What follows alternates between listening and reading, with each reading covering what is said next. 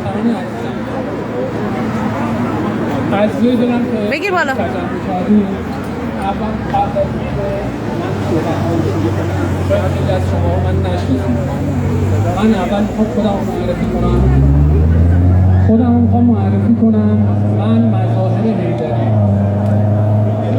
یا همون درویش گناه‌آبادی یا همون چوپون معترض. امروز وطنمو ترک کردم به خاطری که جونم در خطر بود. شما که منو میشناسید الان حدود 30 سال دارم مبارزه میکنم با جمهوری نکبتبار اسلامی و این بار واقعا جونم در خطر بود، وگرنه به هیچ عنوان حاضر نبودم وطنمو ترک کنم. به هیچ عنوان حاضر نبودم که همرزمامو توی ایران تنها بذارم و بیام بیرون. الان حدود چند روزی که من اومدم از ایران بیرون و تصمیممو گرفتم تا روزی که خون در رگهام هست با جمهوری نکبتبار اسلامی بجنگم، تا روزی که جون در بدنم هست و مطمئن باشید تا روز آخر عمرم با این جمهوری اسلامی میجنگم تا بتونیم زودتر میهن عزیزمون رو از دست این جلادان آزاد کنیم و به وطنمون برگردیم. و خواهشی که از تمام هموطنان عزیزم دارم، در هر تجمعی که شرکت میکنید با هر پرچمی از تفرقه دوری کنید. این جمهوری اسلامی نکبتبار 47 ساله بین من و شما تفرقه انداخته و تونسته حکومت کنه. ببین شما با هر سلیقه، با هر نظری که هستید، شما باید متحد بشید، یک صدا و همدل فقط برای آزادی میهنمون فریاد بزنیم. ما 47 سال طعمه جمهوری اسلامی شدیم. جوانهای ما روز به روز توی خون خودشون دارن میغلطن. جوانهای ما داخل زندانهای نکبتبار جمهوری، داخل سیاهچالهای جمهوری اسلامی دارن عذاب میکشن، دارن شکنجه میشن، ولی من و شما دنبال تفرقه ایم. من و شما دنبال تشکیل گروهیم. خواهشی که ازتون دارم، عضو هر دسته و گروهی هستید، مرد و مردونه دستتون رو تو دست هم بدید، برای آزادی میهنمون، برای آزادی عزیزامون بجنگید. شما میدونید که جمهوری اسلامی هیچ رحمی نداره.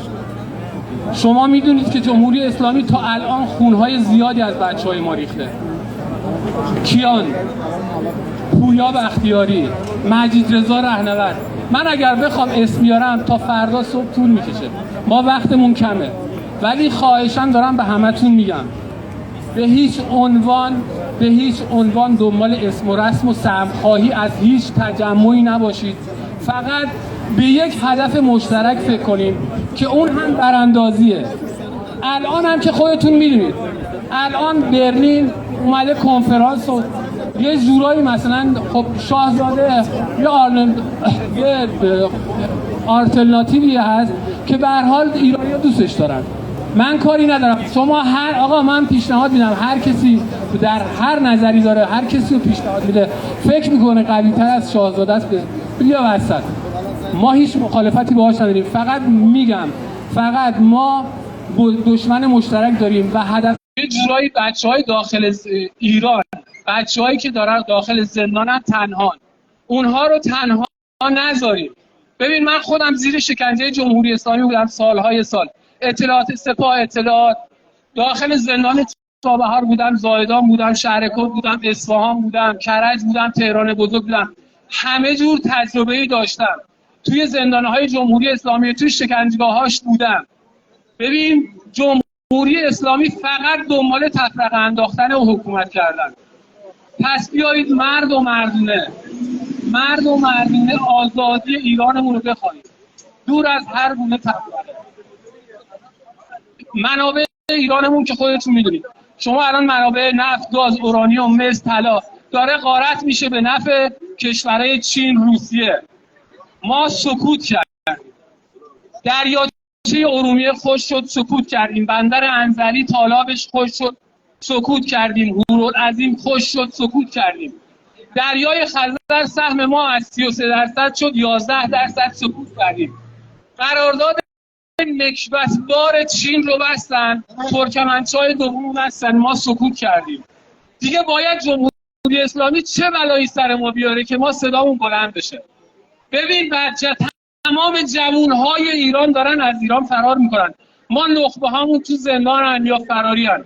توی مرزها داره به جوانهای ما تجاوز میشه، داره سوء استفاده جنسی میشه توی کشورهای ترکیه، کشورهای عربی. دارم بهتون میگم شما هر روزی که جمهوری اسلامی حکومت کنه برای خودش وقت بخره، جون جوانامون رو از اون گرفته. خواهشاً متحد بشیم، یک صدا، همدل، بدون هیچ تفرقه‌ای، بدون هیچ سمخواهی، فقط براندازی و بر علیه جمهوری اسلامی بپاخیزیم. ما الان دانشجوامون بلند شدن. چرا نباید پرستارا بیان بیرون؟ چرا نباید دکترا بیان بیرون؟ چرا نباید بازنشسته بیان بیرون؟ ببین دقیقاً شما زمانی که بازنشسته میان بیرون همه تنها، پرستار میاد تنهایی میاد بیرون، دکتر میاد تنهایی میاد بیرون، دانشجو تنهایی میاد بیرون. چرا نباید همدیگه رو حمایت کنیم؟ چرا نباید یک بار برای همیشه تکلیف جمهوری اسلامی روشن کنیم؟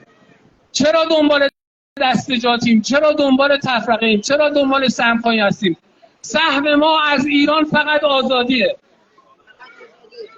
ما آزادی ایران رو میخوایم. ما افتخار، ببین تاج پادشاهی، پرچم شیر و خورشید، ببین دقیقاً پرچم شیر و خورشید و تاج پادشاهی شناسنامه ایران ماست.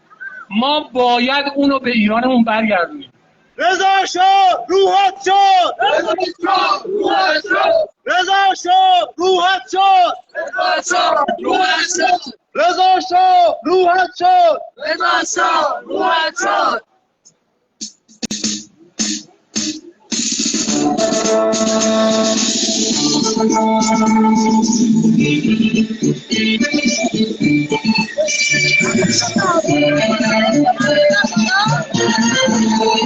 آقای احمد عزیزی بلند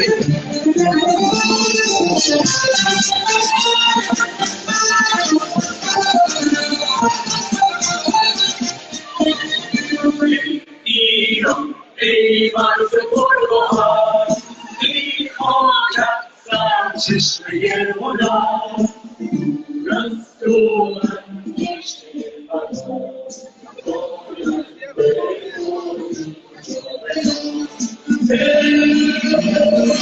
دشمن سنگ خارجی من آمدم، چون من فضای خاک میخوانم،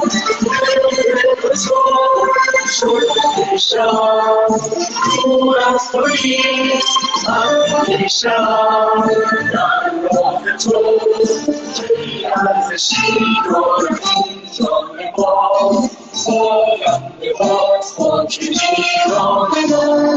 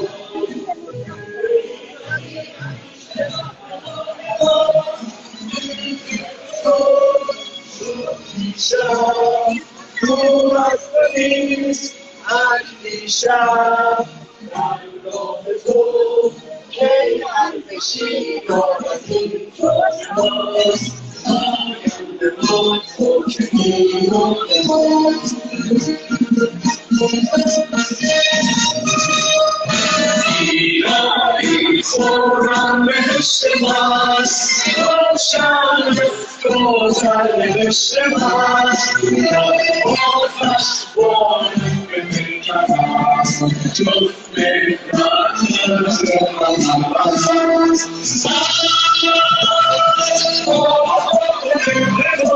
رشته شد لباس بنماید نمت میشود دلاس